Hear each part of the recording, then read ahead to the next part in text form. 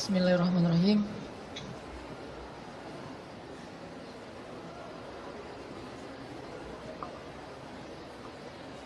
Assalamualaikum warahmatullahi wabarakatuh.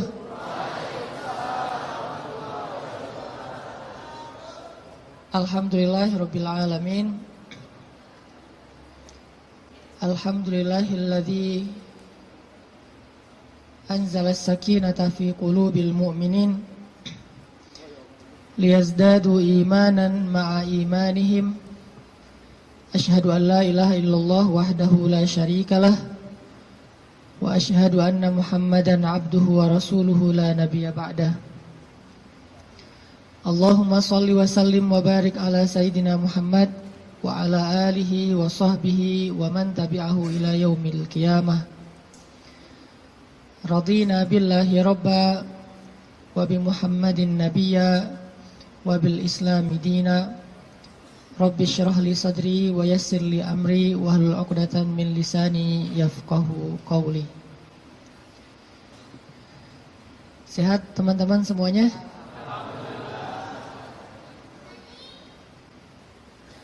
Kapan insyaallah? Akad maksudnya? Boleh saya tanya dulu, siapa yang baru nikah?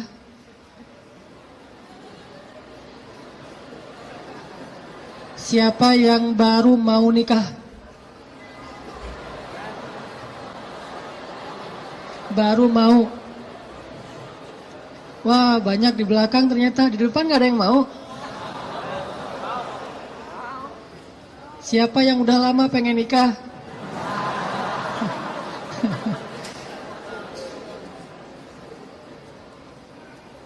Kalau nikah tuh jangan kepengen ya. Langsung datang aja, ditolak, datang lagi, ditolak, datang lagi. Kayak Julaibib, pantang menyerah. Kita hari ini bahas apa? Jangan salah fokus. Fokusnya tuh kalau di kamera yang otomatis itu adalah wajah ya. Jadi kan ada tuh kalau kita foto langsung nyari wajah. Kalau orangnya geser, fokusnya geser. Jadi dia nggak pernah gagal. Gak mungkin dia fokus ke wajah, tiba-tiba ngambil sepatu gitu. Sepatunya pink misalnya. Gak mungkin kan? Artinya hari ini kita bahas tentang fokus dalam mencari cinta. Fokus dalam mencari cinta. Salah fokus dalam mencari cinta itu mungkin maksudnya adalah kalau kita mencari cinta itu mungkin buat mencari kesenangan dunia saja. Coba kita belajar mencari cinta itu untuk ngedapatin akhirat. Menurut saya itu lebih true love, lebih endless love. Kenapa? Karena cinta yang paling endless itu adalah cinta yang dibawa sampai ke akhirat. Jadi cinta di dunia dan di akhirat. Tapi sebelum kita menemukan cinta-cinta apapun dalam hidup kita, coba kita belajar ngedapetin cinta Allah Subhanahu wa ta'ala. Karena Allah lah yang pemilik segala cinta. Kalau Allah udah cinta kepada hambanya, maka Allah Subhanahu wa ta'ala akan menitipkan rasa cinta di dalam hati semua hambanya untuk orang yang dia cintai. Kalau Allah cinta sama kita, Allah akan titipkan rasa cinta kepada semua makhluk agar mencintai kita. Tapi kalau Allah nggak cinta kepada seseorang, Allah cabut rasa cinta dari semua makhluk, sehingga nggak ada yang mencintai kita kecuali karena hawa nafsu. Jadi kalau kita pengen ngedapetin cinta sejati, cintailah dulu dan raih pula cinta pemilik hati, yaitu Allah Subhanahu wa ta'ala. Jadi hari ini kita akan coba bahas tentang jangan salah fokus dalam mencari cinta. Oke, saya akan angkat kisah cinta Nabi Musa alaihissalam. Ada di surat apa teman-teman? Kisah cinta Nabi Musa. Nabi Musa pernah jatuh cinta? Pernah, kepada istrinya. Tahu nggak cerita Nabi Musa ketika pertama ketemu sama pasangannya, sama istrinya? Pernah baca kisah itu? Coba buka surat Al-Qasas, surat 28. Itu kisah cinta Nabi Musa alaihissalam. Surat Al-Qasas, surat Al-Qasas, surat 28 ayat 22. Coba buka aplikasi Al-Qurannya. Surat Al-Qasas, surat 28 ayat 22. Saya akan baca dari ayat 22 sampai ayat 28.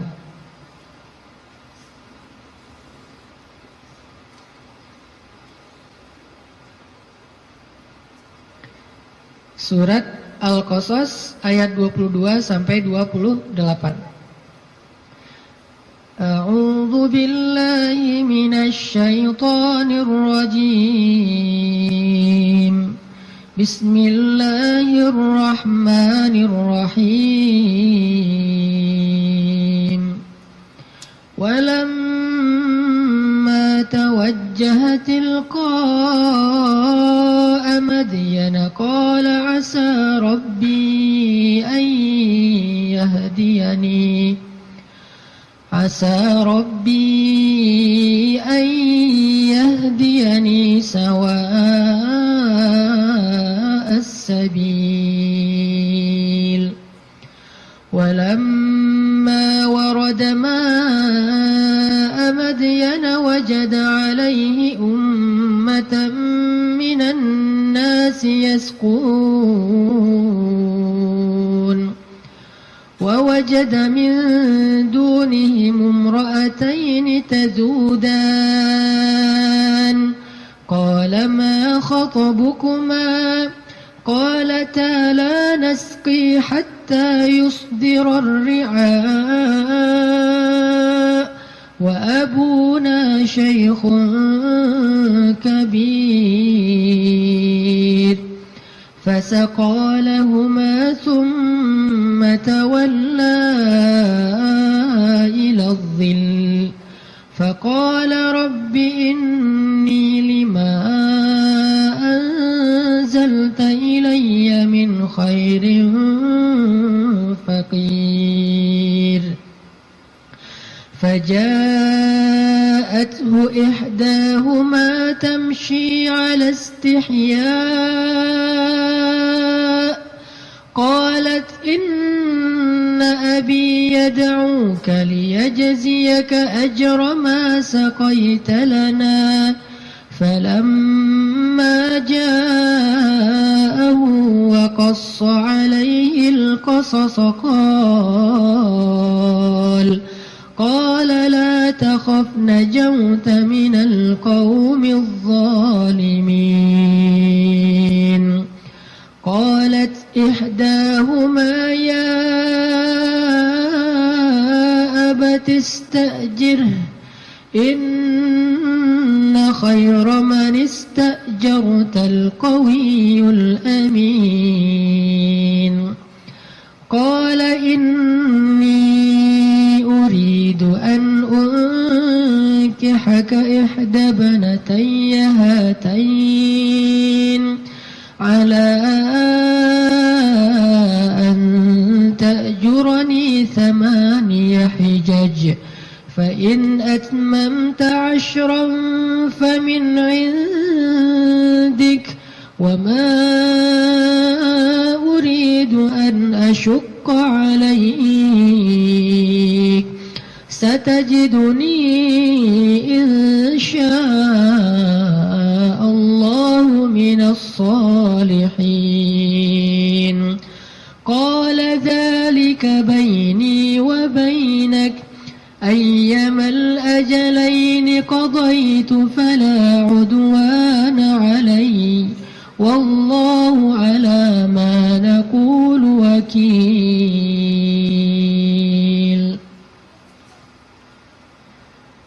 ketika Musa menghadap ke arah negeri Madian, ia berdoa, semoga Tuhanku membimbingku ke jalan yang benar. Lalu saat ia sampai di sebuah sumber air di negeri Madian itu, ia menjumpai di sana sekumpulan orang yang sedang memberi minum kepada ternaknya. Dan ia melihat di belakang orang banyak itu dua perempuan yang sedang menambat ternak mereka. Musa bertanya, apa yang kalian butuhkan? Kedua perempuan itu menjawab, kami tidak dapat memberi minuman ternak kami sebelum penggembala-penggembala itu memulangkan ternak mereka, sedangkan ayah kami adalah orang tua yang sudah lanjut usianya. Lalu Musa menolong mereka dengan memberi minuman ternak itu. Kemudian dia kembali ke tempat teduh lalu berdoa, ya Tuhanku, sesungguhnya aku sangat membutuhkan suatu kebaikan yang turun darimu kepadaku. Tidak lama kemudian datanglah kepada Musa salah seorang dari dua perempuan tadi, berjalan dalam keadaan malu-malu. Ia berkata, sesungguhnya ayahku memanggil engkau agar ia memberikan hadiah terhadap kebaikanmu dengan memberi minuman ternak kami tadi. Maka tatkala Musa bertemu dengan ayah perempuan itu dan menceritakan kepadanya cerita tentang dirinya, laki-laki itu berkata, janganlah kamu khawatir, kamu telah selamat dari orang-orang yang zalim itu atau Fir'aun. Lalu salah seorang dari kedua perempuan itu berkata, wahai ayahku, ambillah ia sebagai pekerja kepada kita. Sesungguhnya orang yang paling baik yang engkau ambil sebagai pekerja adalah orang yang kuat lagi dapat dipercaya. Berkatalah laki-laki itu, sesungguhnya aku ingin menikahkan kamu dengan salah seorang dari putriku, dengan dasar bahwa kamu bekerja kepadaku selama 8 tahun. Dan jika kamu cukupkan 10 tahun, maka itu adalah satu kebaikan darimu. Maka aku tidak hendak memberati kamu, dan kamu insya Allah akan mendapatiku termasuk orang-orang yang baik. Musa berkata, baiklah, itulah perjanjian antara aku dengan engkau. Yang mana saja dari kedua waktu yang ditentukan itu aku sempurnakan, maka tidak ada tuntutan tambahan atas diriku lagi, dan Allah adalah saksi atas apa yang kita ucapkan. Shadaqallahul azim. Teman-teman yang dirahmati Allah Subhanahu wa taala, itulah kisah, salah satu penggalan kisah dari kisah Nabi Musa yang sangat panjang di dalam Al-Quran. Nanti kita bisa melihat bagaimana Nabi Musa tetap fokus kepada cita-citanya, tetap fokus kepada keinginannya, tetap fokus kepada himmah, azam, apa yang selama ini dicari oleh Nabi Musa alaihissalam. Walaupun adegan hidupnya berubah-ubah. Karena manusia itu menjalani hidup dengan adegan yang kadang-kadang kita tidak menduga. Saya merasa bahwa hidup saya itu penuh dengan kejutan dari Allah. Saya orang Aceh asli, anak dari orang tua yang mungkin bukan orang kaya, tapi tiba-tiba Allah mentakdirkan saya kuliah di Mesir. Lalu pulang dari Mesir saya tinggal di Bandung. Sampai hari ini banyak adegan dalam hidup kita itu, banyak hal yang kita nggak pernah menduga. Adegan hidup bisa berubah, tetapi azam harus tetap ada di dalam diri kita, di dalam hati kita. Sehingga adegan-adegan yang kita alami, apakah itu adegan sekolah, belajar, adegan menikah, adegan bekerja, adegan berteman, semua adegan dalam hidup kita itu harusnya menjadi sebuah potensi, kekuatan, dan penyemangat buat kita mendapatkan apa yang sudah terazam dalam hati kita. Gak boleh cita-cita kita itu berubah gara-gara adegan berubah. Nggak boleh harapan kita itu berubah gara-gara situasi berubah. Harusnya harapan kita itu kepada Allah Subhanahu wa Ta'ala tidak berubah sama sekali, walaupun hidup kita terus dinamis, berubah-ubah sesuai dengan kondisi, tetapi harapannya tetap sama. Kayak ibarat tadi orang pengen nikah, udah aja fokus nikah. Kalau dia bekerja, niatnya bekerja supaya bisa mempersiapkan mahar yang layak buat calon kekasih. Apa mahar yang layak? Minimal mah 1 miliar, 1 villa, ya, mobil Alphard. Setuju yang di belakang?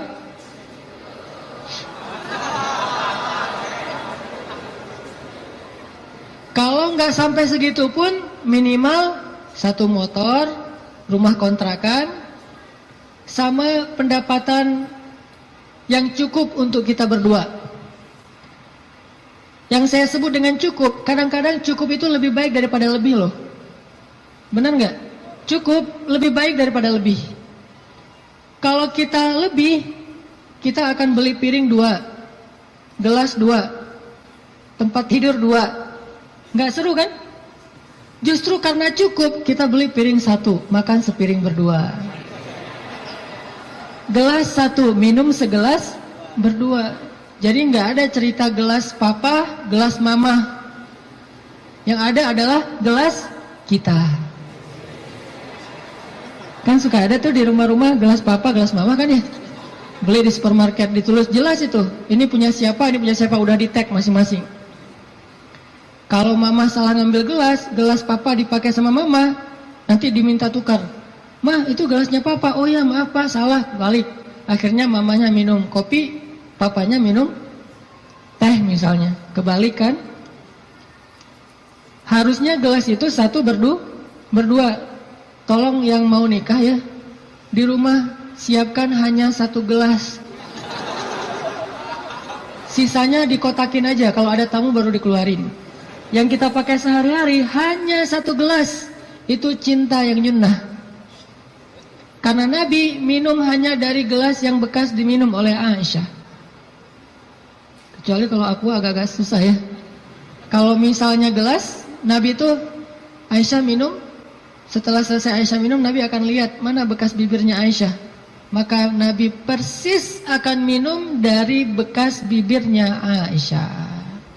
Masih mikir mau nikah?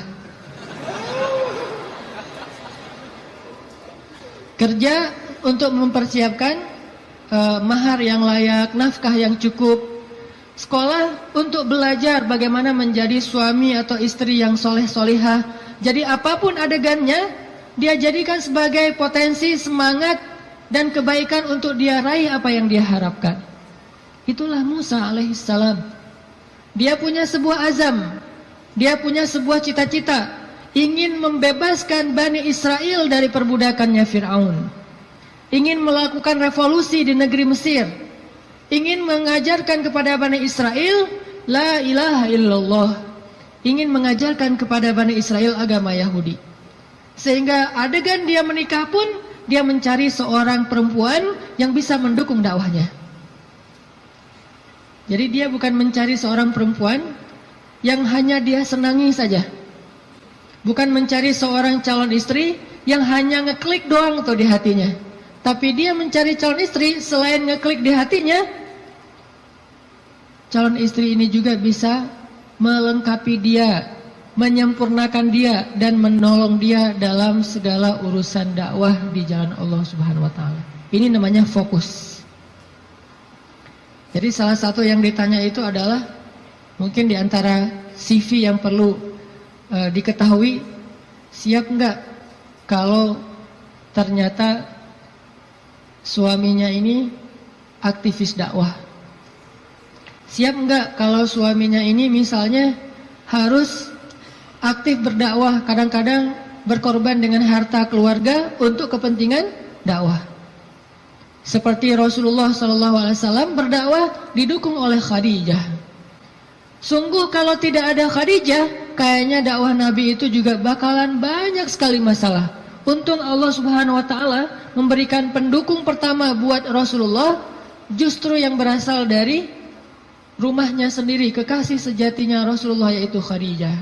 Sehingga ketika Nabi berdakwah, yang mendukung dakwahnya Nabi itu justru Khadijah. Bayangin kalau Nabi berdakwah, justru yang memusuhi dakwah Nabi adalah istrinya sendiri, itu berat banget. Kayak Nabi Lut dan Nabi Nuh alaihissalam. Itu yang paling berat. Makanya kalau kita tadi baca di dalam surat Al-Qasas, kisah dakwah, kisah cintanya Nabi Musa alaihissalam dimulai dari kalimat yang ada di ayat 22, Asa Rabbi ayyahdiyani sawa as-sabil. Semoga Tuhanku akan membimbingku ke jalan yang lurus. Artinya Nabi Musa itu berserah diri kepada Allah. Ya Allah, kalau engkau pertemukan saya kepada seorang calon istri saya, pertemukanlah dengan seorang perempuan yang membuat saya tetap di jalanmu. Kalau engkau memberi saya pekerjaan dan rezeki, berilah saya pekerjaan yang membuat saya tetap di jalanmu. Kalau engkau memberikan saya teman dan sahabat, berikanlah saya sahabat dan teman yang membuat saya tetap di jalanmu. Intinya, sawa asbil. Ihdinas siratal mustaqim. Itu fokusnya Nabi Musa. Gak pengen gara-gara cinta akhirnya keluar dari sawa as-sabil. Gara-gara perasaan akhirnya keluar dari siratal mustaqim. Ini fokusnya Nabi Musa. Cinta anugerah dari Allah, tapi jangan sampai anugerah itu menjauhkan kita justru dari pemberinya. Ini fokus Nabi Musa. Asa Rabbi ayyahdiyani sawa as-sabil. Jadi kalau saya nanti ketemu keluarga baru, mudah-mudahan keluarga itu keluarga yang bisa membantu saya untuk terus berada di sawa as-sabil.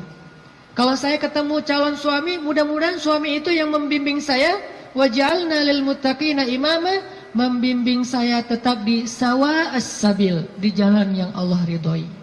Ini fokus. Dan kalau kita fokus di sawa as-sabil, gak usah khawatir. Allah punya banyak rencana baik untuk kita. Wa yamkurun wa yamkurullah. Wallahu khairul makirin. Siapapun boleh punya rencana untuk menghalangi kita, tapi Allah adalah sebaik-baik pembuat rencana. Udah ikutin aja sawa as-sabil. Fokus di jalan yang lurus. Sawa itu bahasa lainnya istiwa. Atau dalam bahasa Arab kadang-kadang orang Arab suka nyebut dengan istilah khatul istiwa. Terus jadi bahasa Indonesia katulistiwa. Itu bahasa Arab. Katulistiwa itu dari kalimat khatul istiwa. Khat artinya garis, istiwa artinya lurus, garis lurus. Katulis, karena kita nggak bisa bilang kha jadinya ka. Khadijah jadinya Khadijah. Sama kayak misalnya orang Sunda gak bisa bilang ain, jadinya e. Ketika Nabi SAW manggil Aisyah, panggilan Aisyah siapa? Aish. Sampai di Sunda jadinya Eis. Itu bahasa Arab. Aish jadinya Eis. Jadi Eis itu aslinya Eisah. Aisyah. Tetaplah di sawa as-sabil, tetaplah di jalan Allah yang lurus. Nggak usah berbelok, nggak usah keluar dari garis itu. Kalau udah terlanjur keluar, buru-buru balik. Karena Allah cuma memberikan jaminan kebaikan bagi orang yang tetap berada di sawa as-sabil. Kalau dia keluar dari situ, Allah sudah tidak menjamin apapun. Kalau kita pengen hidup kita dijamin sama Allah, nggak bakalan kecewa, dikasih banyak kejutan, surprise yang luar biasa. Gampang sebetulnya caranya, tetaplah di sawa as-sabil, nggak usah melenceng. Kalau kita udah tetap di sawa as-sabil, tunggu aja, terus berjalan di setiap beberapa titik, nanti kita akan temukan Allah menyediakan surprise buat kita sebagaimana Allah sediakan untuk Musa alaihissalam. Sawa as-sabil, Musa berjalan dari Mesir ke Yordania. Yordania waktu itu masih dinamai dengan istilah Madian, sekarang jadi Yordania. Jalan ke Madian, ke Yordania. Dan Musa tidak punya bekal sama sekali. Musa pelarian dari Mesir, gara-gara nggak sengaja dorong orang mati kan? Jadi ceritanya di Mesir, ada laki-laki Bani Israel bertengkar dengan laki-laki eh, Kipti itu Egyptian, orang asli Mesir. Waktu itu yang salah orang Kipti, sombong dan menghina laki-laki Bani Israel, mencurangi dia, akhirnya protes nih, ribut. Datang Musa, tanya, ada apa ini? Diceritakan masalahnya, akhirnya Musa mengingatkan laki-laki Kipti dengan cara mendorong, kamu jangan gitu, mati. Cuma digituin doang gitu, bayangin Musa. Ini jawara Mesir ya, Musa. Kalau di kita mungkin ada jawara Depok, jawara Bekasi, jawara Betawi kan ya. Ternyata jawaranya para nabi itu salah satunya Musa, itu jawara nabi banget loh. Terkenal lah Musa secara fisiknya paling gagah, six pack. Pokoknya fisik Musa itu paling ideal aja. Sampai Bani Israel cemburu sama fisik Musa. Saking cemburunya Bani Israel kepada fisik Musa, akhirnya mereka ngejelek-jelekin Musa. Tahu nggak kenapa Musa selalu pakai bajunya tertutup? Nggak pernah pakai misalnya baju yang ketat atau cuma pakai celana doang biar nunjukin badannya bagus. Tahu nggak kenapa? Kenapa kata Bani Israel? Karena dia itu punya penyakit kulit. Difitnah Nabi Musa oleh Bani Israel. Saking Nabi Musa tertutup. Akhirnya Allah membebaskan Nabi Musa dari fitnah itu. Suatu saat Nabi Musa lagi mandi di sebuah oasis. Dia naruh bajunya di atas batu. Dia hanya mandi pakai celana. Dan itu bukan aurat bagi laki-laki. Karena badannya bukan aurat, perut bukan aurat. Dia mandi nih. Begitu selesai mandi, mau ngambil baju, ternyata batunya udah pindah. Nabi Musa ambil kayak semacam galah gitu. Dia tarik bajunya pakai galah. Pas dia mau narik bajunya pakai galah, batunya lari, membawa kabur bajumu Musa. Itu disebutin di akhir surat Al-Ahzab loh. Ini bukan dongeng, kisah Al-Quran. Walaupun kisahnya pendek, tapi ditafsirkan oleh hadis Nabi. Batunya lari tuh, bawa kabur bajunya Nabi Musa. Sehingga Nabi Musa ngejar-ngejar batu itu sambil mengatakan, hajar, thawbi, hajar, thawbi, hajar. Baju saya dibawa lari batu. Kan susah kan, baju batu. Nabi Musa ngejar-ngejar bajunya dibawa lari sama batu. Kemana batu itu lari bawa baju Nabi Musa? Ke tempat-tempat orang Bani Israel ngumpul. Cari mana skatepark. Dia ke skatepark. Skateparknya Bani Israel. Jadi anak-anak Bani Israel lagi main skate gitu. Batu lari. Wah, dijadikan obstacle gitu. Wah, ngetrik gitu ya. Ngetrik di atas batu. Jadi kickflip segala macam gitu, ngetriknya di atas batu, dikejar-kejar sama Musa. Kirain sama Bani Israel Musa juga lagi parkur gitu, ngejar-ngejar batu. Wah, Musa parkur, ternyata Musa tuh jago parkur, badannya bagus kan. Lewat tempat skatepark, lewat lagi nanti tempat anak-anak main futsal. Musa lari, ternyata Musa pelari hebat, maraton gitu. Semua tempat-tempat ngumpul anak-anak muda Bani Israel tuh batu nyamperin gitu. Ada tempat futsal, tempat skatepark, kafe. Ada orang Bani Israel lagi ngopi-ngopi gitu, lagi ngobrol nggak jelas gitu kan. Lewat batu, Nabi Musa ngejar di belakang. Wis, Musa badannya bagus. Semua orang pada ngeposting hashtag Musa keren. Viral aja. Jadi viral bahwa Musa itu ternyata badannya keren banget. Di mana-mana di repost, jadilah selebgram. Followersnya nambah. Followers apa? Bani Israel yang kagum kepada Musa. Ini bahasa saya analogikan dengan kekitaan ya. Ini hanya analogi. Udah gitu, batu itu ternyata berhenti di tengah pasar Bani Israel. Berhenti di tengah pasar. Udah lari jauh, akhirnya berhenti. Musa datang ngambil baju langsung dipakai karena malu.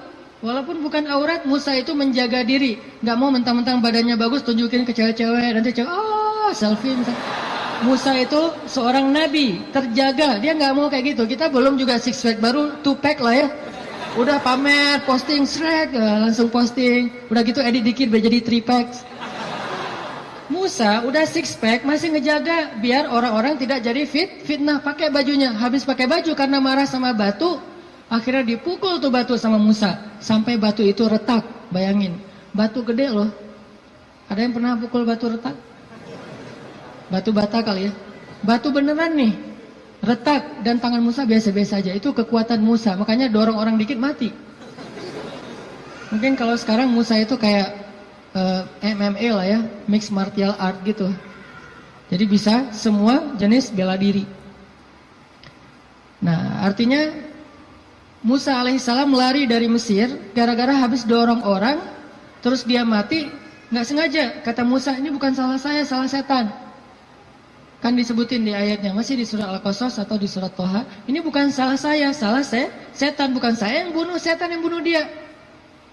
Jadi teman-teman, satu-satunya suuzon yang berpahala itu adalah suuzon sama setan. Itu berpahala banget. Satu-satunya husnuzon yang berdosa adalah husnuzon sama setan. Jangan salah-salahin setan, kasihan, masa dikambing hitamin? Enggak, setan memang harus disalahin. Jadi kalau ada apa-apa nih gara-gara setan nih, misalnya, aduh, auzubillahi minasyaitonirrajim gitu kan? Bahasa zikirnya gara-gara setan apa? Kalau bahasa sehari-hari, nih setan nih kerjaannya nih. Kalau bahasa zikirnya, auzubillahi minasyaitonirrajim. Enggak masalah. Jangan sembarangan nuduh setan buat jahat atau makar. Buktikan dulu gitu kan ya. Enggak, setan memang boleh disuuzonin. Satu-satunya makhluk yang boleh. Lari dari Mesir. Enggak punya makanan, enggak punya bekal, enggak punya duit. Pokoknya jalan dari Mesir ke Madian, jalan kaki itu enggak punya bekal apa-apa, bayangin. Sehingga Musa berhari-hari hanya minum air, enggak makan apapun. Air karena gratis, begitu hujan dia minum. Ada genangan air kayak oasis gitu dia minum. Kalau makanan dia nggak mau. Kenapa? Karena setiap dia menemukan kebun kurma, dia tidak menemukan pemiliknya, sehingga dia tidak berani makan satu butir kurma pun yang bukan miliknya. Musa alaihissalam. Sawa as-sabil, tetap di jalan Allah. Jangan melenceng. Jangan bikin Allah kecewa. Jangan sampai kita ngelakuin sesuatu yang Allah itu nggak ridho.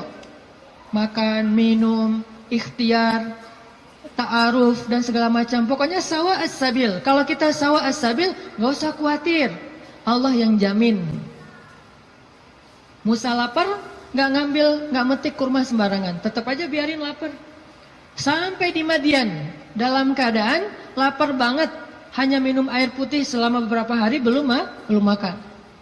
Sampai di Madian, tiba-tiba Musa ngelihat di sebuah oasis yang rindang, ada sekelompok orang penggembala lagi ngasih minum ternak-ternak mereka, onta.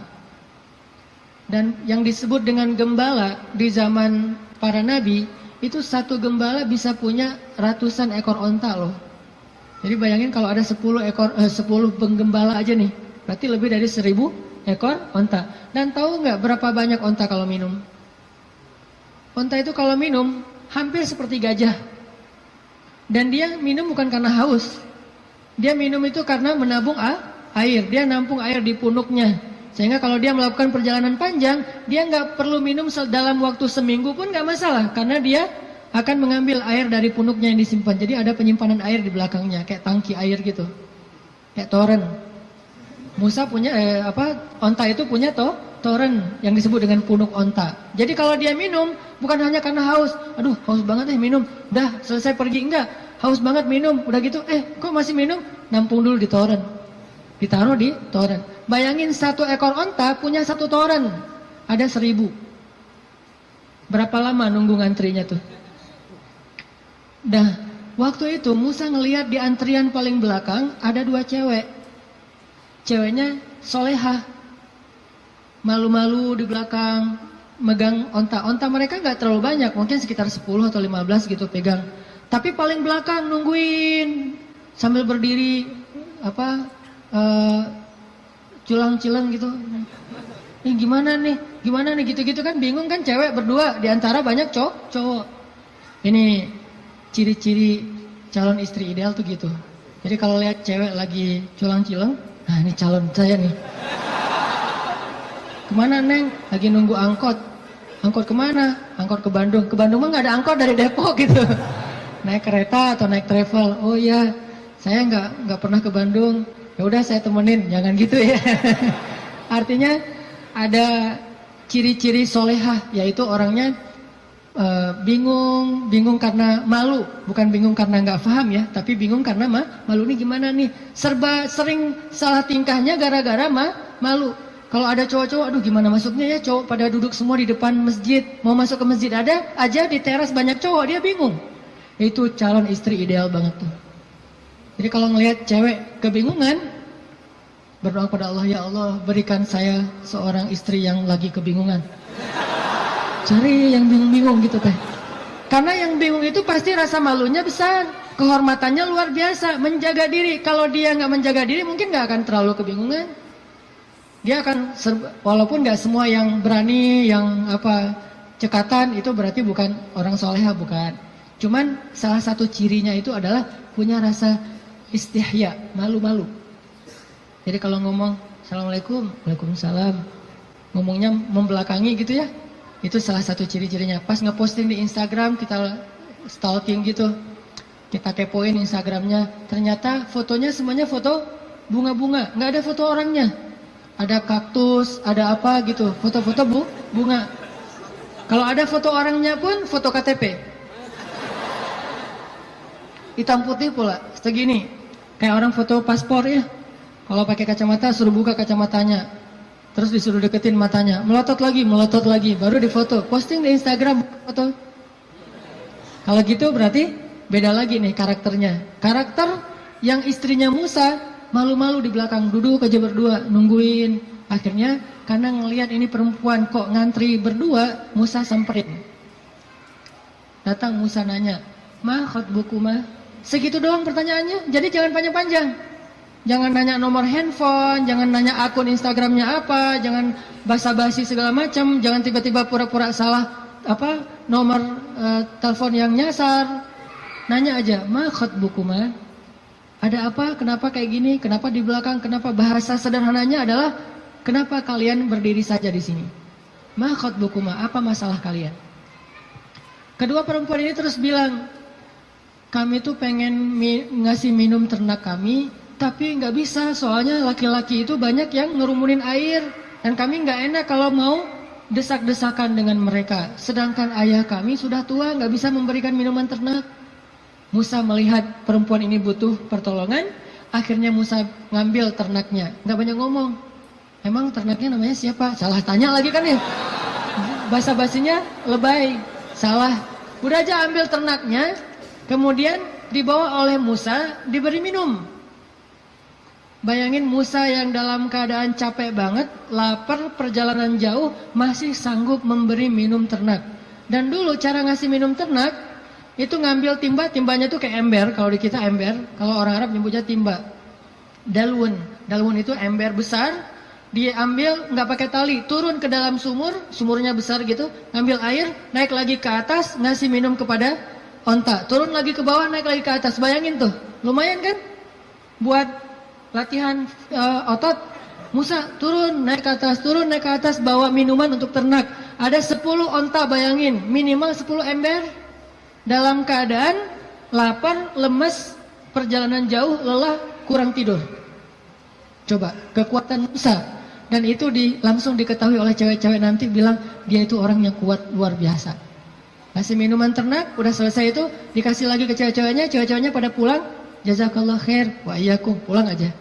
Musa, setelah mereka pulang, nggak pura-pura apa gitu, aduh, di sini warung Padang di mana ya, nggak nanya-nanya gitu. Nggak minta kepada perempuan itu balasan apapun, di sini warung Padang di mana, di sini KFC di mana atau apa gitu. Dia cuma menyerahkan onta perempuan itu, kemudian dia kembali ke tempat yang teduh. Sampai di tempat yang teduh, dia berdoa lagi kepada Allah. Apa kata Musa? Kata Musa, Rabbi inni lima anzalta ilayya min khairin fakir. Ya Allah, saya fakir. Fakir itu butuh banget. Ya Allah, saya butuh banget rezeki darimu. Saya lapar. Ngomong ke Allah Subhanahu wa ta'ala. Saya lapar ya Allah, saya butuh kebaikan darimu karena saya sangat kekurangan sekarang, fakir sekali. Dalam keadaan lagi lelah kayak gitu, Musa kalau ada masalah apa-apa, Robbi, coba bayangin, ayat 22, Robbi, ayat 24, Robbi, ayat-ayat sebelumnya dan sesudahnya juga, Robbi, ada masalah dikit, Robbi, minta kepada Allah. Ketemu seseorang yang mungkin kayaknya ngeklik banget dan soleha nih, atau soleh, jangan ngomong ke dia dulu, ngomong ke pemilik hatinya dulu, Robbi, yang itu tuh. Nanti Allah tiba-tiba ngeklik hatinya, udah jalan, balik lagi ke belakang. Ada apa Kang? Enggak manggil. Kayak tadi ada yang manggil perasaan. Ternyata yang manggil bukan suara, tapi hati, perasaannya yang manggil. Oh, ya kita kan nggak mau malu-maluin cewek ya. Jadi yang ngomong kayak gitu tuh kita, oh iya saya tadi manggil, mau nanya, ini kalau mau misalnya masjid yang terdekat di mana ya? Tanya masjid kita sih, biar sore gitu ya. Masjid terdekat di mana? Oh, masjid ya. Saya pengen sholat jamaah. Saya nggak bisa sih kalau nggak sholat jamaah, orangnya gimana gitu. Mulai kan ya sholat jamaah. Oh ya ada di situ di dekat balai kota. Oh iya di situ juga banyak warung kok. Enggak, saya mah hari ini puasa. Hari Jumat gitu ya. Hari Jumat puasa. Jadi soleh banget lah ya intinya. Musa balik kepada tempat teduh, berdoa kepada Allah. Jadi kalau ada masalah lapar, doa. Kesasar, doa. Bingung, doa. Apapun, ilahi. Rabbi, itu sawa as-sabil. Kalau kita mau makan satu buah korma di sebuah kebun, mintanya kepada pemilik kebun. Pak, boleh saya minta satu butir korma? Minta kepada dia. Tapi kalau kita lapar, minta kepada Allah. Allah itu pemilik alam semesta. Bukan cuma satu kebun kurma, tetapi langit dan bumi milik Allah. Minta kepada pemiliknya. Rabbi. Baru setelah itu ikhtiar kepada makhluk. Awalnya ikhtiar ke langit, baru kemudian ikhtiar di bumi. Jadi teman-teman, pesan moral pertama adalah kalau kita pengen ditolong oleh Allah, kalau kita pengen Allah kasih banyak kejutan, kalau kita pengen hidup kita itu penuh dengan kebaikan, pesan moral pertamanya adalah sawa as-sabil. Jangan keluar dari jalan Allah Subhanahu wa taala. Jalan Allah itu artinya syariat. Syariat itu dalam bahasa Arab artinya jalan hidup, the way of life, yaitu Islam. Jangan keluar dari jalan Allah. Tetap aja di situ. Pasti Allah kasih. Kalau pengen pas kita berjalan tiba-tiba ada kejutan dari langit, sawa as-sabil, tetap di situ. Jangan kecewain Allah.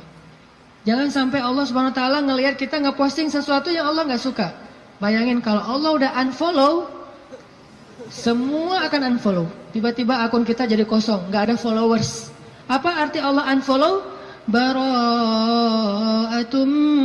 minallah. Awal surat At-Taubah. Allah berlepas tangan. Berlepas tangan bahasa sosmednya unfollow. Lebih parah lagi kalau Allah sudah ngeblok. Khatamallahu ala qulubihim. Udah unfollow, diblok pula. Jadi kita japri, nggak masuk, contrengnya cuma satu, udah diblok. Kita telepon, dialihkan ke nomor yang lain. Kita DM, nggak masuk juga, artinya kita diblok. Request, nggak di respon. Artinya jangan sampai Allah ngelihat postingan kita yang keluar dari apa yang Allah izinkan. Sehingga akhirnya Allah nanti unfollow kita, ngeblok kita, menjauh dari kita, berpaling dari kita. Siapa lagi yang bisa menolong kita setelah Allah? Ini pesan moral pertama tuh, tetap sawa as-sabil. Apapun masalah kita, dalam pekerjaan, dimanapun sulit, jangan sampai kita melanggar. Jangan sampai kita pakai jalan pintas. Jodoh juga gitu, gimana pun sulit, jangan pakai jalan pintas. Rezeki, jodoh, sekolah, belajar, keluarga, teman, apapun, sakit, sawa as-sabil. Nanti Allah akan nyediain buat kita hal-hal yang kejutan. Pesan moral kedua, selama kita sawa as-sabil, terus minta sama Allah. Karena berdoa itu walaupun belum dikabulkan, tetap dia ibadah. Doa itu ibadah, teman-teman. Jadi kalau ada orang yang bilang, jangan banyak-banyak doa, malu sama Allah, mending kita beramal aja. Berarti dia nggak paham. Kalau doa itu dalam Islam, sama seperti orang sholat sunnah 2 rakaat. Makin dia banyak berdoa, makin Allah sayang sama dia. Beda dengan manusia, kalau kita banyak minta, dia jadi kewalahan, jadi malas, tebel gitu. Minta aja nih orang. Kalau dengan manusia, kita banyak minta, dia menjauh. Kalau Allah kita banyak minta, Allah mendekat. Allah senang kepada hamba yang meminta. Masalah sepele, garam kata Nabi. Mintalah kepada Allah walaupun cuma garam. Jadi lagi masak, gak ada garam. Ya Allah, garam. Minta sama Allah. Udah gitu baru beli di warung. Minta dulu. Kenapa minta kok beli di warung? Karena bisa jadi kalau kita hanya membeli garam di warung lalu kita masak, kita tidak dapat pahala doa. Sedangkan kalau kita berdoa dulu baru beli garam, kita dapat garam plus pahala doa dan Allah kasih keberkahan di dalam garam itu. Siapa tahu pas lagi datang ke warung beli garam, yang nungguin warung si Neng. Bukan emaknya ya. Mau beli garam, oh kenapa masak kurang garam ya? Tadi minta sama Allah, ya udah nih gratis aja deh gitu. Bisa. Atau bisa juga, udah besok-besok gak usah masak sendiri, biar saya masakin. Kode keras ya. Tapi gak mungkin juga kayak gitu. Artinya teman-teman, minta sama Allah. Ada masalah dikit, ya Allah. Coba, ini benar-benar jadi kayak habit kita ya. Ya Allah itu jadi habit, ya Allah, ya Allah. Dikit-dikit, ya Allah, dikit-dikit, ya Allah. Dan Allah tuh senang banget digituin. Gak repot sama sekali. Walaupun Allah itu sibuk, tapi Allah nggak repot. Kulla yawmin huwa fi sya'n, fabi'ayyi ala'i rabbikuma tukadziban. Setiap hari Allah itu sibuk. Arti sibuk, sibuk memberikan apa yang diminta oleh hamba-hambanya. Sibuk mengurus hambanya. Emang Allah senang kok ngurus kita? Jadi kalau kita minta ke Allah itu Allah kayak ada apa hambaku senang gitu. Bayangin. Walaupun gak tepat tapi Allah lebih senang.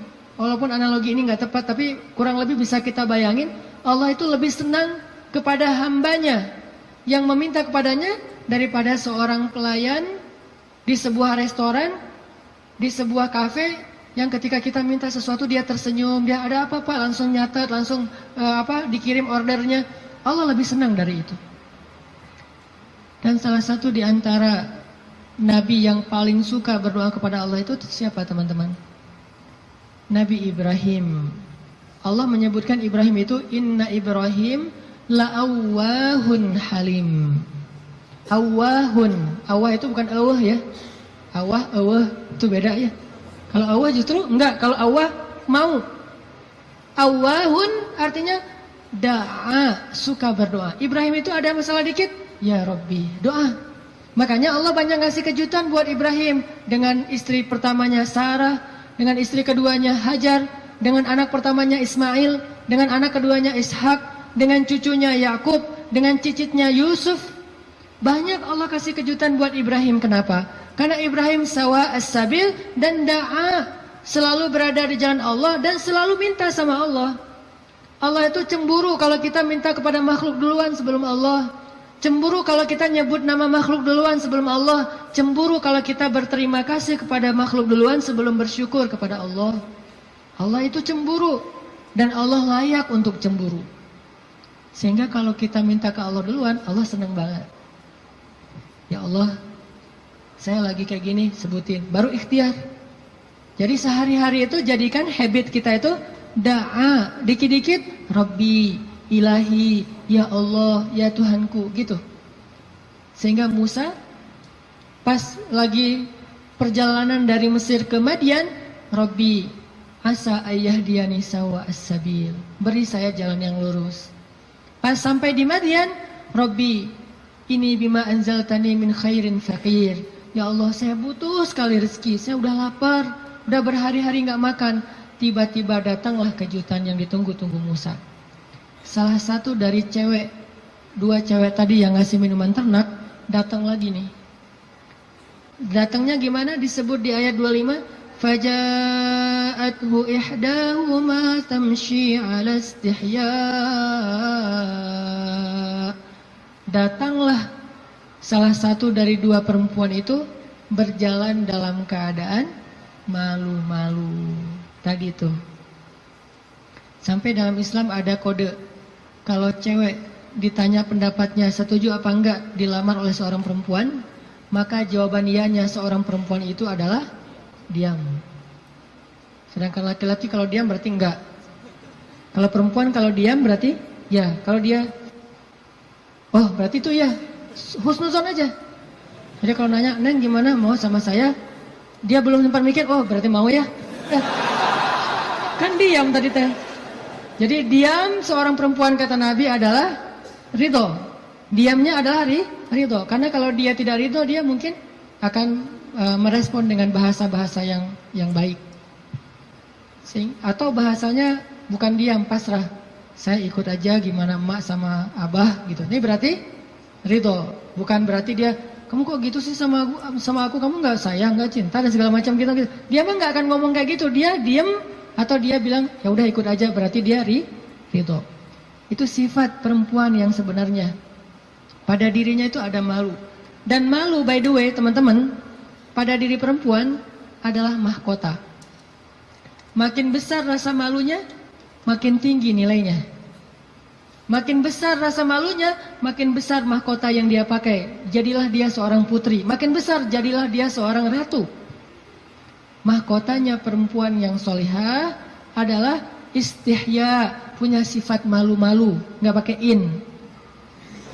Malu-malu aja, malu-malu, kemana-mana malu, malu-malu. Itu mahkotanya perempuan. Walaupun bukan berarti ketika yang ada perempuan nggak malu dia berani gitu, nggak punya mahkota, bukan. Ini hanya salah satunya. Dan tetap itu kebaikan. Kalau dia nggak terlalu besar dominan dengan sifat malu, mungkin dia dominan dengan sifat yang lain. Tapi yang jelas sifat malu ini kebaikan. Kata Nabi, kalau tidak punya malu, maka seseorang akan lakukan apa yang dia suka. Berarti malu itu sebagian dari kehormatan. Malu itu sebagian dari harga diri. Sehingga kalau orang udah nggak punya sifat malu, maka dia kehilangan harga diri dan kehormatan, dia akan lakukan apapun yang dia suka. Jadi malu anugerah dari Allah untuk perempuan. Aisyah pemalu. Saking pemalunya Aisyah, kalau lagi malu wajahnya kemerah-merahan, pink. Pink dalam bahasa Arab humairo. Pink itu humairo. Aisyah itu kalau lagi malu pink wajahnya. Sehingga kalau Nabi melihat wajah Aisyah pink, humairo, Nabi senang melihat Aisyah, oh Aisyah lagi malu, Aisyah lagi senang, Aisyah lagi tersipu-sipu, sehingga wajahnya menjadi pink. Aisyah itu seorang perempuan yang sangat pemalu, sama dengan Maryam, sama dengan Khadijah, sama dengan Fatimah, perempuan yang sangat pemalu. Coba teman-teman renungkan kisah gimana pemalunya Aisyah. Pernah ketika Rasulullah SAW sudah wafat, kan Rasulullah itu dimakamkan di dalam rumah Aisyah. Soalnya SOP para nabi, mereka dimakamkan di tempat mereka wafat, nggak boleh dipindahkan. Itu udah jadi SOP-nya para nabi itu. Jadi kalau meninggalnya di sini, ya udah di sini dimakamin, nggak boleh ke pemakaman khusus tempat lain atau pemakaman umum, nggak boleh. Jadi karena Rasulullah wafatnya di atas pangkuan Aisyah di kamarnya, maka kamar itu jadi tempat Rasulullah dimakamkan, makam di situ, dibuat kayak ruangan. Setiap hari Aisyah duduk di situ, dia buka hijabnya, dia duduk di makam Nabi sambil mungkin dia di situ ngobrol, mungkin dia berzikir, bukan sengaja zikir di dalam makam ya, tetapi dia kangen sama Nabi, duduk di sebelah Nabi, seolah-olah dia pengen mengenang waktu dulu sering zikir berdua sama Nabi sambil Nabi tidur di atas pangkuan Aisyah zikir. Bayangin. Kalau kita zikir jomblo itu duduk, beda ya zikir jomblo sama zikir orang udah nikah. Kalau jomblo zikirnya duduk, tiba-tiba ngeblak ke belakang gitu ya. Kalau udah nikah, zikirnya nggak perlu ngeblak ke belakang, zikirnya sambil berbaring di atas pangkuan kekasihnya. Atau kadang-kadang zikirnya sambil bersandar, jadi punggung dengan punggung, satu menghadap ke utara, satu menghadap ke selatan. Sama-sama memberikan punggungnya jadi kayak kursi gitu, bersandar kepada kekasihnya, zikir. Nanti pas sudah beberapa menit lihat, wah kamu 1000, saya baru 200, ngapain aja kamu kok 200, ngaweleng gitu ya, mikirin kamu, jadi zikirnya 200. Berarti yang zikirnya 1000, kamu mikirin apa? Saya ingat Allah. Lah kamu kenapa 200? Saya ingat kamu. Romantis dalam zikir. Artinya Aisyah tuh teringat masa-masa zikir dengan Rasul, sholat sunnah bareng dengan Rasul. Kan saya sering cerita tuh, Rasulullah kalau malam tahajud, beliau sholat tahajud sendiri dulu, nggak ngebangunin Aisyah. Kenapa? Karena tahajud Nabi itu di atas standar manusia biasa. Kalau ngebangunin Aisyah kasihan, nggak akan kuat Aisyah. Ini sayangnya Nabi kepada Aisyah, sampai dalam bab ibadah aja diringankan, selama tidak melanggar syariat. Nabi nggak mau ngeberatin Aisyah sholat tahajud bareng dengan Nabi. Aisyah, tahajud yuk. Hayu, kata Aisyah. 1 rakaat Al-Baqarah, Ali Imran, An-Nisa, Al-Maidah, Al-An'am. Siapa yang kuat? Nggak usah Aisyah, Abdullah ibnu Mas'ud aja pernah jadi makmum dadakan di belakang Nabi, itu hampir batal sholatnya. Wah, Nabi lagi sholat tahajud, nggak makmumin udah aja makmumin. Nabi baca Alif Lam Mim Dzalikal Kitabul La Raiba Fi. Abdullah masih antang-antang aja. Lama-lama kok udah setengah juz ya perasaannya. 1 juz, 2 juz, sampai selesai Al-Baqarah. Mulai ini Abdullah curiga nih, masuk lagi Alif Lam Mim Ali Imran. Masuk lagi Ya Ayuhan Nas An-Nisa. Masuk lagi Al-Maidah. Masuk Al-An'am 7 juz 1 rakaat. 7 juz 1 rakaat. Kita 1 rakaat 7 surat. An-Nas, Al-Falaq, Al-Ikhlas. Dari ujung aja pokoknya 7 surat. Ini 7 juz 1 rakaat. Atau kadang-kadang kita 7 rakaat 1 surat, yaitu Al-Ikhlas terus. Asal sholat pasti Al-Ikhlas. Walaupun kalau dia membaca Al-Ikhlas itu karena cinta kepada surat itu, dia akan masuk surga dengan surah Al-Ikhlas. Masalahnya kita benar nggak sih cinta ke Al-Ikhlas? Kan kita suka pakai hadis sahabat itu ya. Ada sahabat kalau ngeimamin pasti bacanya Al-Ikhlas tuh kan. Sahabat aja bacanya Al-Ikhlas mulu. Sampai dilaporin ke Nabi, ya Rasulullah, dia tuh kalau ngimamin kurang variatif, Kurang variatif gimana? Ayatnya monoton, Al-Ikhlas saja nggak ganti-ganti. Dipanggil sama Nabi, kenapa kamu bacanya kok Al-Ikhlas saja nggak yang lain? Ya Rasulullah, saya cinta dengan surat itu. Nah di surat itu disebutin sifat-sifat Allah. Nabi tersenyum mengatakan, kamu masuk surga karena apa yang kamu cintai. Pertanyaannya, kita gitu atau ada modus lain? Al-Ikhlas itu nggak perlu mikir dan cepat kan? Jadi bukan karena cinta banget dengan Al-Ikhlas. Ini harus jujur nih. Nabi sholat tahajud. Udah selesai tahajud, baru ngebangunin Aisyah pas witir. Jadi Aisyah itu diajak sholatnya pas witir. Aisyah, witir yuk. Kan Aisyah manja-manja gitu kan ya. Susah bangunnya, akhirnya dipercikin air di wajahnya sama Nabi. Kan saya sering bilang, percikan air ke wajah calon kita. Kalau belum ada, latihan pakai guling dulu. Guling di latihan. Biar pas mercikinnya itu enak gitu. Kalau ini ada lebih rezeki sedikit, beli nano spray. Kan enak tuh, malam-malam nano sprayan. Jadi masuk ke pori-pori langsung segar gitu. Nah, artinya Rasulullah memercikan air ke wajah Aisyah. Ayo Aisyah tahajud. Akhirnya witir bareng. Setelah selesai witir, kan Nabi itu kalau sholat tahajud itu, ini ada tutorial tahajud ala Rasulullah ya. Kan tahajud bebas sebetulnya, tapi Rasulullah juga punya style sendiri tahajudnya. Sahabat-sahabat masing-masing punya style. Ada tahajud di atas atap. Siapa itu? Bilal. Bilal kalau tahajud pasti di atas atap rumah. Umar kalau tahajud pasti depan rumah. Bukan di dalam rumah, di depan. Dia keluar dari rumahnya, tahajud di depan rumah. Bacanya kenceng-kenceng. Bismillahirrahmanirrahim. Satu Madinah bangun gara-gara suara Umar. Kalau Abu Bakar tahajudnya di musolanya sendiri, khusyuk sendiri, nggak mau ketahuan orang. Ini gayanya beda-beda. Gue dengan gaya gue gitu ya. Umar di depan rumah, Bilal di atas atap, Abu Bakar sendiri di dalam mihrab.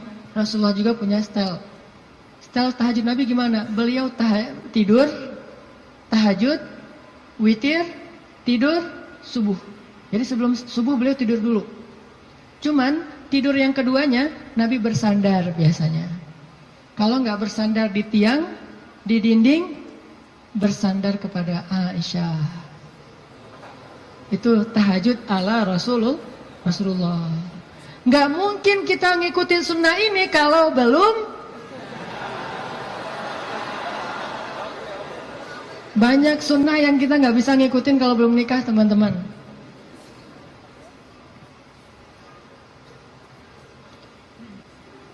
Ya, waktu jam 11.25. Sebentar lagi ya, 5 menit aja lagi.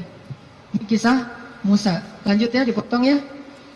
Jadi Nabi SAW itu dengan Aisyah, kalau tahajud membangunkan Aisyah dan tidak membangunkan Aisyah, artinya Nabi SAW mengajarkan kepada kita bagaimana beliau memperlakukan istrinya, bagaimana rumah tangga beliau, yang itu kemudian menjadi kebaikan kepada Allah. Jadi mendapatkan istri untuk lebih dekat kepada Allah, biar bisa tahajud bareng. Coba bayangin teman-teman, kita pengen nikah, kenapa kamu pengen cepat-cepat nikah?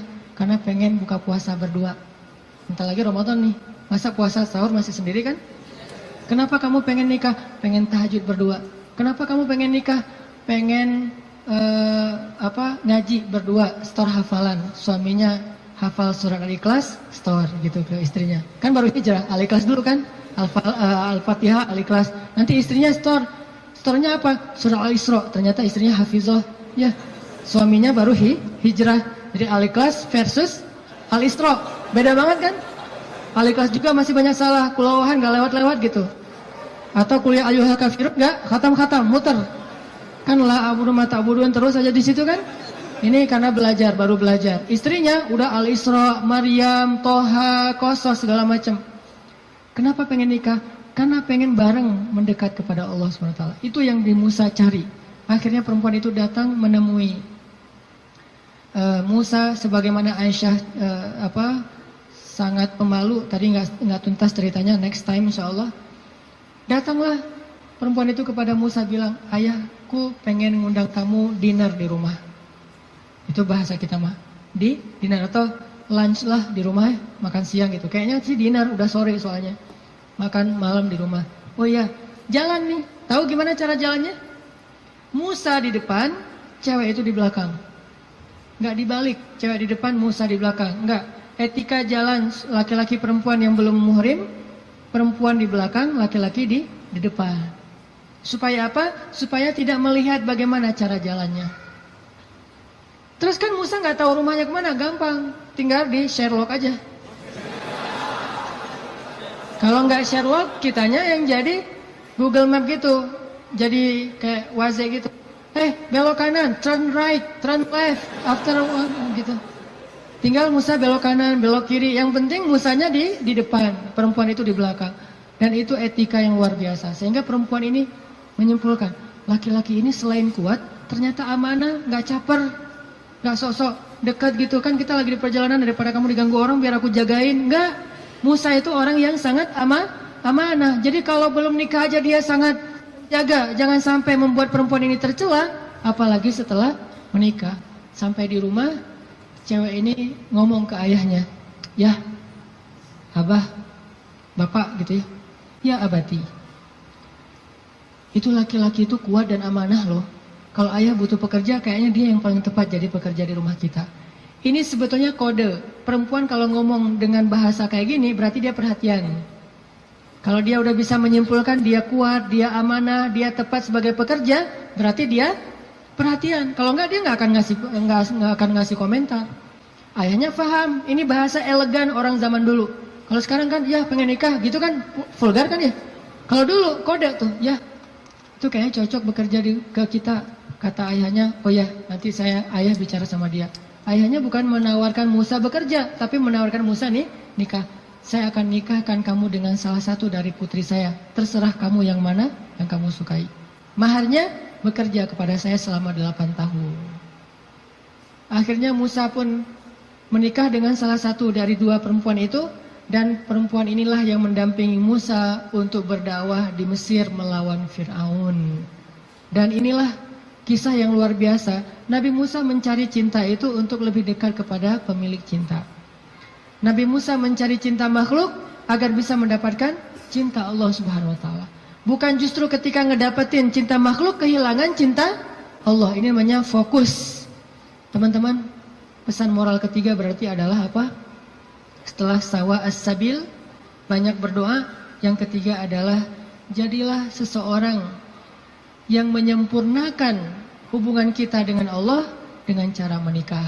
Itu maksud Nabi. Setengah dari agama itu adalah setelah kita menikah, kita sempurnakan. Gimana sempurna? Tadi tuh, tilawah sendiri jadi tilawah berdua. Buka puasa sendiri jadi buka puasa berdua. Tahajud sendiri jadi tahajud berdua. Bahkan ada ibadah yang kita bisa dapetin setelah menikah yang gak mungkin didapetin kalau orang belum menikah. Ibadahnya simple. Ngapain? Goler, tidur di atas sofa sambil ngelihat istri kita rempong lalu lalang, itu pahala. Jadi gini aja. Itu sholat sunnah loh. Kalau yang belum nikah hanya bisa mendapatkan pahala itu dengan cara berwudu, sholat sunnah 2 rakaat. Yang udah nikah nggak perlu berwudu, nggak perlu sholat sunnah pun tetap dapat pahala sholat sunnah. Dengan cara apa? Pandangan suami kepada istrinya yang penuh kasih sayang, bagi dia adalah pahala ibadah. Jadi cuma ngelihat doang ibadah, tersenyum ibadah, kecup di keningnya. Bayangin, Nabi itu habis berwudu mengecup Aisyah. Bisakah kita melakukan itu kalau belum menikah? Ngecup apa?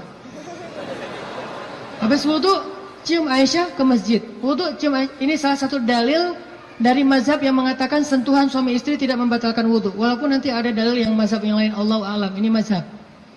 Tapi Nabi beberapa kali habis berwudu kecup Aisyah ke masjid. Wudu kecup Aisyah. Jadi kalau udah Nabi wudu, Aisyah udah siap-siap tuh. Para istri, kalau suaminya lagi berwudu, maka siap-siaplah kalian, karena sebentar lagi dia akan ke masjid dan lupa mengecup gitu. Biasanya kalau habis wudu, Nabi itu ngecup istrinya, dikecup di keningnya atau di pipinya ke masjid, kecup kening pipi ke masjid. Itu sunnah pahala yang tidak didapatkan kecuali dengan menikah. Setengah dari agama itu ada di dalam pernikahan, sisanya ada dalam status jomblo. Setengah-setengah lah ya. Jadi kalau mau utuh, pernah mengalami masa jomblo yang berat gitu, derita jomblo kifarat dosa kan ya. Setelah itu nanti mendapatkan setengahnya lagi setelah saya terima nikahnya Fulanah binti Fulan dan seterusnya. Itu teman-teman, maaf nggak tuntas cerita musanya. Insya Allah nanti dilanjutkan di kesempatan yang lain, bisa lewat streaming mungkin atau dalam kesempatan-kesempatan yang lainnya. Barakallah. Assalamualaikum warahmatullahi wabarakatuh. Ya teman-teman, kita tutup dengan doa bersama-sama. A'udzu billahi minasy syaithanir rajim. Bismillahirrahmanirrahim. Alhamdulillahi rabbil alamin. Hamdan yuwafi ni'amahu wa yukafi'u mazidah.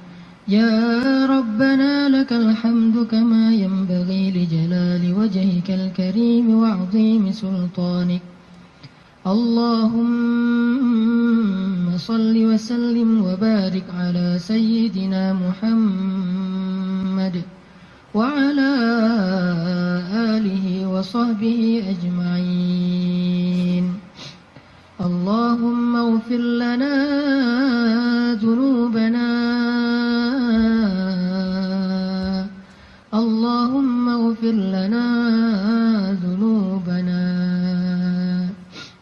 Allahumma ighfir lana dhunubana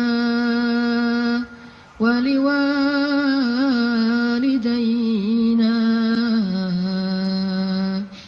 wa liwalidayna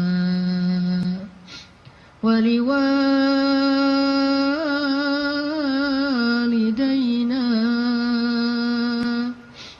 wa liwalidayna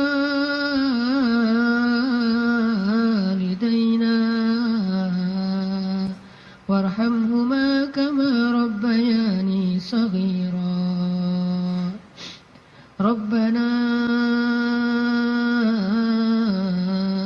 zalamna anfusana. Rabbana zalamna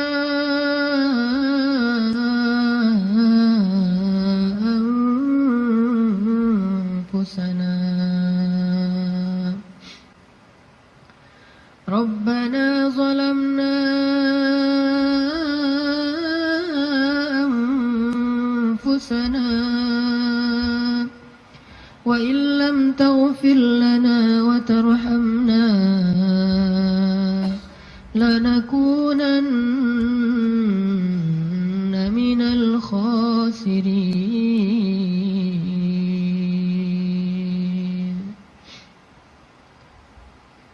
Duhai Allah, Tuhan kami, Engkaulah yang Maha Pencipta, Engkaulah yang Maha Kuasa,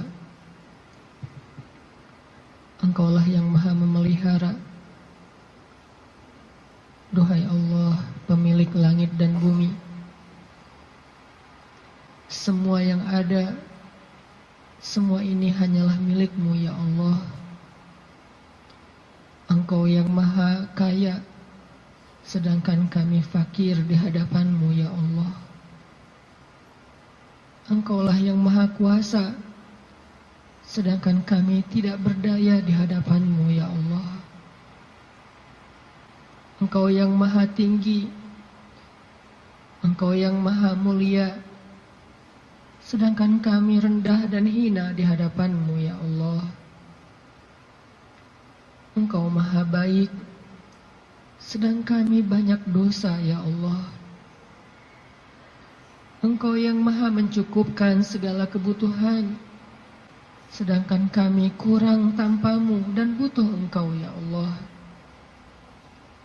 Engkau yang maha indah, Engkau yang maha terpuji, Engkau yang maha bijaksana, Engkau yang maha tahu, sedangkan kami bodoh, tidak tahu apapun ya Allah. Ilahana, ajarkan kami iman, beri kami hidayah ya Allah. Jika Engkau memberikan kepada kami dunia dan seisinya, tetapi Engkau tidak memberikan iman, sungguh kami menjadi orang yang rugi. Tetapi jika Engkau beri kami iman, walaupun tidak Engkau berikan dunia dan apapun juga selainnya, pasti kami menjadi orang yang bahagia. Beri kami iman sebelum dunia ya Allah. Beri kami iman sebelum harta ya Allah. Beri kami iman sebelum cinta makhluk ya Allah. Beri kami iman sebelum keluarga ya Allah. Beri kami iman sebelum ilmu ya Allah. Beri kami iman sebelum segala sesuatu dalam urusan dunia ya Allah. Karena tanpa iman, dunia hanyalah menjadi jalan kehancuran bagi kami. Tapi dengan iman, dunia menjadi anugerah dan kebaikan untuk kami. Ilahana, beri kami iman, beri kami hidayah, tetapkanlah iman di dalam hati kami sampai akhir hayat kami ya Allah.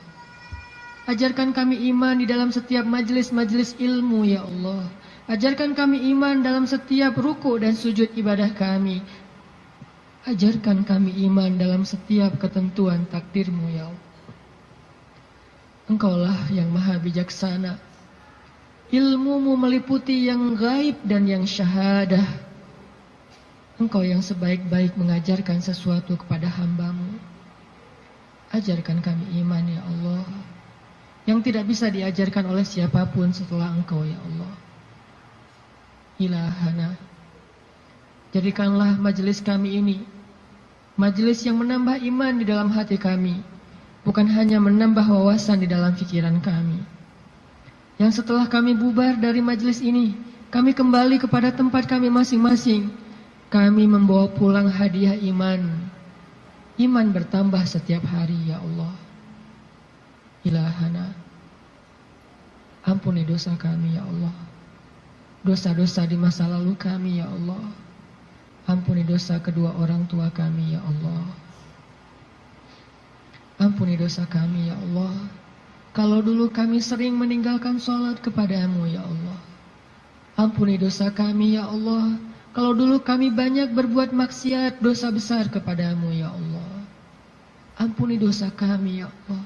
Kalau kami dulu durhaka kepada orang tua kami ya Allah. Ampuni dosa kami. Janganlah Engkau biarkan kami kembali kepada-Mu dengan membawa dosa-dosa besar ya Allah. Beri kami husnul khatimah, di mana ketika kami kembali kepada-Mu, kami datang dengan amal ibadah dan Engkau ridho kepada kami. Ampuni dosa kedua orang tua kami ya Allah. Sayangi ayah bunda kami ya Allah. Sayangi mereka seperti sayangnya mereka kepada kami, bahkan lebih dari itu ya Allah. Jika keduanya telah wafat, lapangkan kuburnya ya Allah. Jadikanlah kubur mereka taman-taman surga ya